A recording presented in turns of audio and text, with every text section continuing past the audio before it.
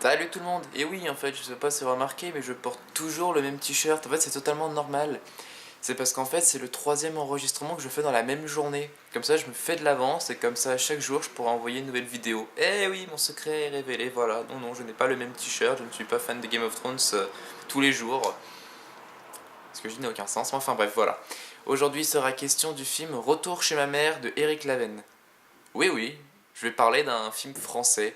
Je sais pas pourquoi personne n'en a réellement parlé et ça me surprend parce que je sais pas d'où vient ce malheur autour du cinéma français, mais personnellement j'ai été voir ce film juste pour avant tout me détendre et espérer le trouver sympathique. Résultat des courses, il y a pas grand chose à dire dessus, mais il y a quand même des petits trucs sympas. Eric Laven, pour le présenter, c'est le spécialiste des comédies nanardesques dont son plus fuckesque est sans doute Poltergeist, mais il aurait jamais dû exister celui-là. Peu de temps avant, il a réalisé Barbecue, c'était sympathique, mais il n'y avait pas grand chose à signaler. Et aujourd'hui, il nous présente Retour chez ma mère. Bon alors, comme j'ai dit, si j'ai vu ce film, c'est juste parce que j'ai envie de me détendre, et que je suis assez surpris que personne n'en parle. Parce que c'est français? Bon, c'est pas très gentil tout ça. Bon, d'accord, faut pas s'attendre à grand chose au visionnage de ce film, c'est sûr. D'ailleurs, on y trouve un des problèmes du cinéma français actuel. Propension des cinéastes français à n'écrire que sur des bobos à la réussite évidente. Même dans la poisse, en fait, ils s'en sortent car la bonne étoile est toujours au-dessus des bourgeois. L'argent appelant l'argent. C'est horrible quand on y pense. Enfin bref, Eric Laven propose un quasi huis clos familial entre Le Prénom et Un été à Osage Country, qui est un très bon film. Mais sans cette délectation des dialogues et l'ajout du mal du cinéma français. Bon alors niveau casting ça va, c'est plutôt bien vu, le film repose beaucoup sur la performance des acteurs.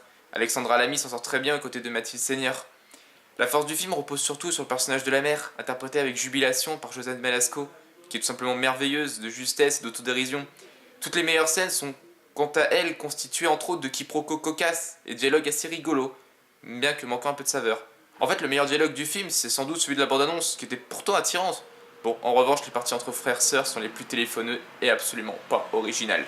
Voilà, j'avais prévenu que j'avais pas grand chose à dire sur Retour chez ma mère. Je pense qu'il faut aller le voir, ne serait-ce que pour se détendre. Vous n'allez pas voir un grand moment de cinéma, vous n'avez pas grand chose à faire, vous avez envie de rigoler un petit peu, allez-y, c'est sympathique. Presque proche d'une pièce de théâtre quand on y pense. Enfin, moins bien réussi, mais c'est sympathique, mais bon, allez voir ailleurs quand même. Enfin voilà, faites comme vous voulez. Allez voir des films, c'est bon pour la santé.